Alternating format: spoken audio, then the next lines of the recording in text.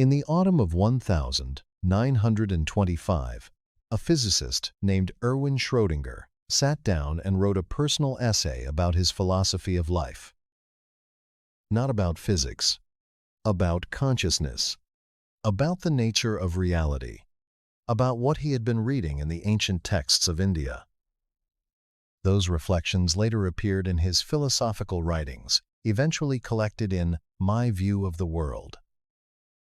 That same autumn, he read Louis de Broglie's doctoral thesis, sent to him by Einstein, and within weeks formulated the wave equation that carries his name.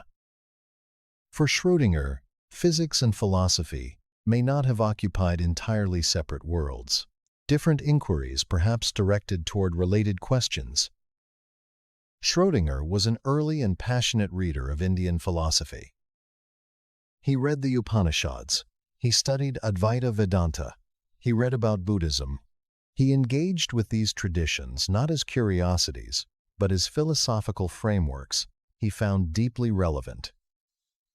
The wave equation he published in 1926 described particles not as definite objects, but as probability waves, spread across possible positions simultaneously until measurement produces a definite outcome. The observer and the observed could not be cleanly separated. Measurement affects the system.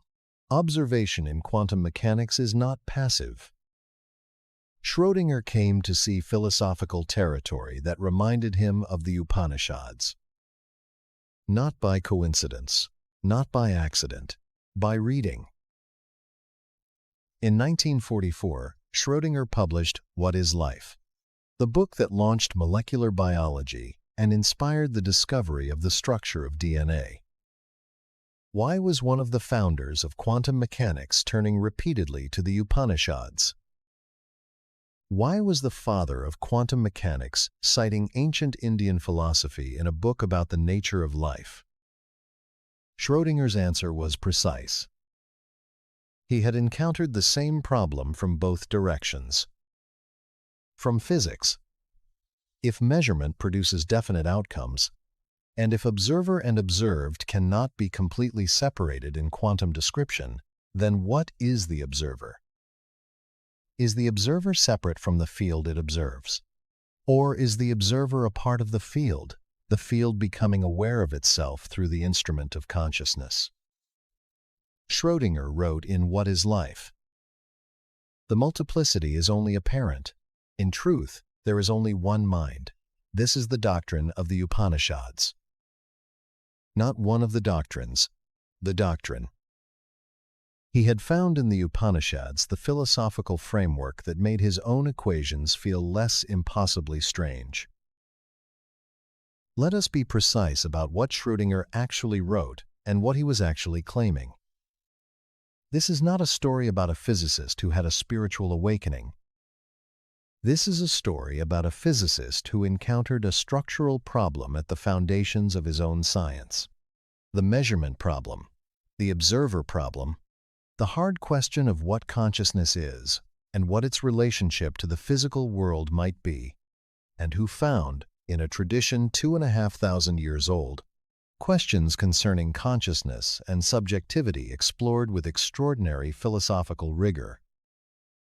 The ancient Indian investigators did not use particle accelerators. They did not use wave equations. They used a different instrument entirely. Direct investigation of the nature of consciousness itself, turning the instrument of awareness back toward its own source. Schrödinger believed some of the philosophical questions raised by quantum mechanics had been explored from another direction in the Upanishads.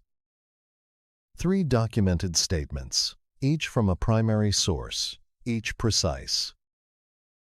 Statement 1, from What is Life? 1944. The multiplicity is only apparent. This is the doctrine of the Upanishads, and not of the Upanishads only. The mystical experience of the union with God regularly leads to this view, unless strong prejudices stand in the West. Statement 2, from My View of the World, 1961, Chapter 4.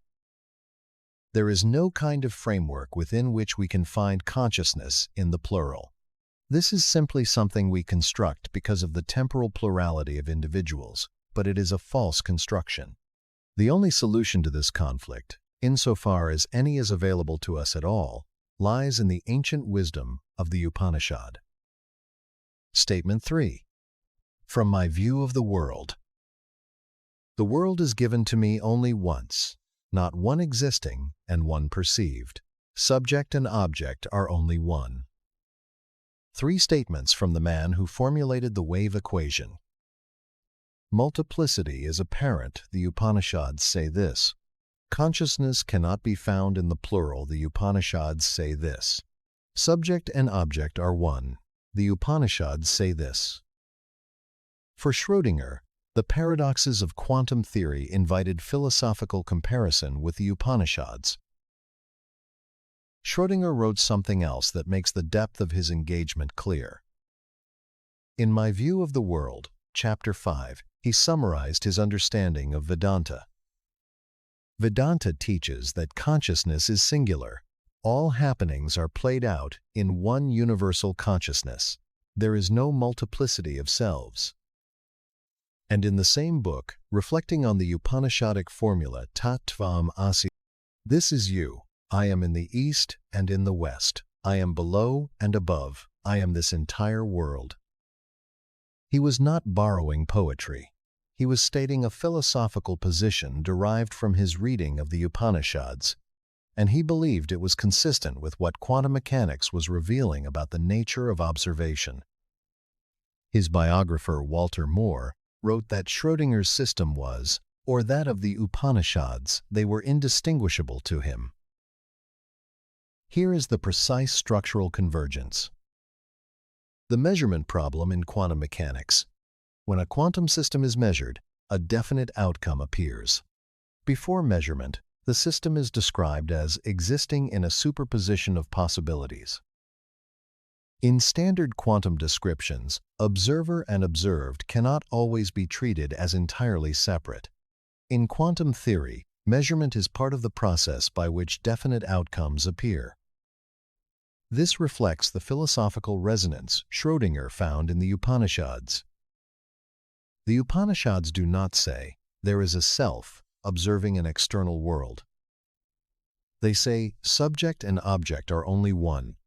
The observer and the observed arise together from the same ground. That ground is consciousness. That ground is Brahman. Schrödinger's wave equation described a field of possibilities from which definite outcomes emerge through measurement. The Upanishads describe the field of consciousness from which the appearance of multiplicity arises through the contraction of awareness into a sense of separate self. 2 investigations, 2,500 years apart, different methods yet, for Schrödinger, striking philosophical resonance. In the language of the Upanishads, observer and observed are not ultimately divided. Schrödinger could not solve the measurement problem. He said so explicitly. His cat thought experiment published in 1935 was not a solution. It was a demonstration of the problem's depth. Schrödinger imagined a cat suspended between possibilities alive and dead in quantum superposition until measurement yields a definite state.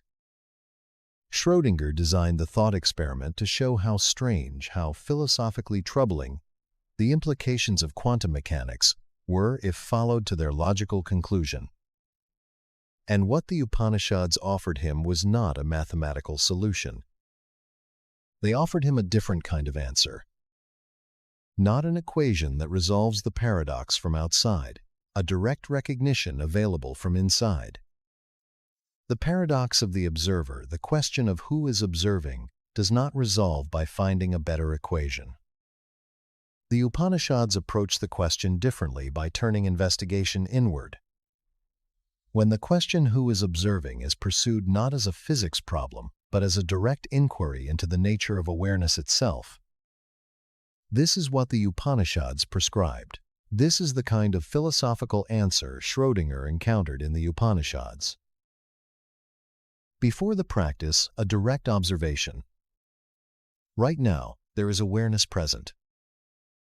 You are aware of these words. You are aware of the sound of the voice. You are aware of whatever is happening in the space where you are sitting. Schrödinger wrote, "The world is given to me only once, not one existing and one perceived. Subject and object are only one." The Upanishads say, "The awareness in which all experience arises is not a separate self watching the world from inside a body. It is the field. It is Brahman."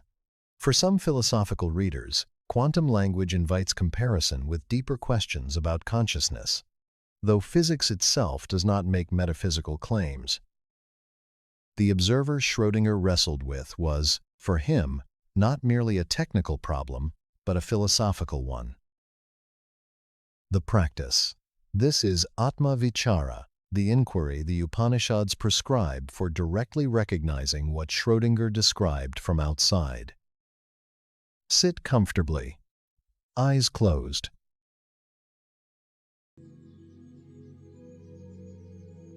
Notice that you are aware, not what you are aware of, the awareness itself.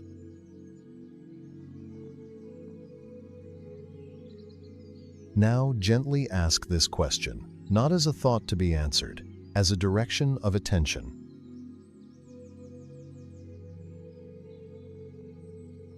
Who is aware?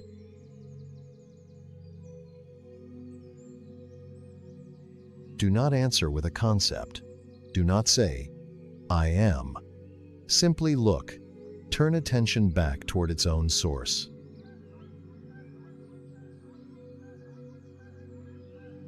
Schrödinger wrote, "There is no kind of framework within which we can find consciousness in the plural."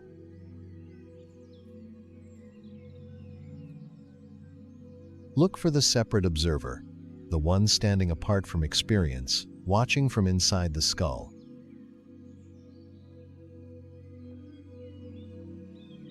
Can you find it?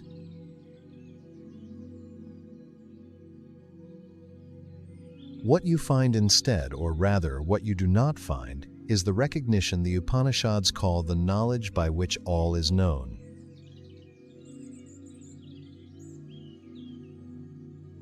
Not consciousness as an object, not awareness as a thing you have.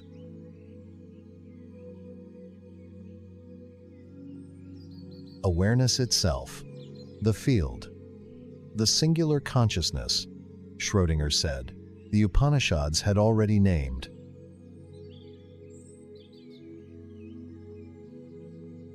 Rest there.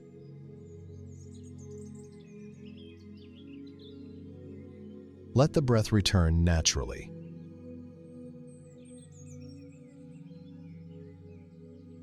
In the autumn of 1925, Erwin Schrödinger was reading the Upanishads and formulating the wave equation in the same weeks. This was not a coincidence. Schrödinger believed both inquiries addressed related philosophical questions. The wave equation mapped the field from outside.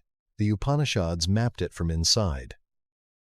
He recognized the correspondence. He documented it in his own books. His writings leave an unusual question behind. Why was one of quantum mechanics' founders turning repeatedly to ancient Indian philosophy? His answer was in the books he left behind. The multiplicity is only apparent. In truth, there is only one mind. This is the doctrine of the Upanishads. He read these words in texts 2,500 years old, and he recognized in them a philosophical language that resonated with questions raised by his own scientific work. Two investigations. One, enduring mystery. Ancient wisdom, quantum mystery, direct knowing. This is Quantumnosis.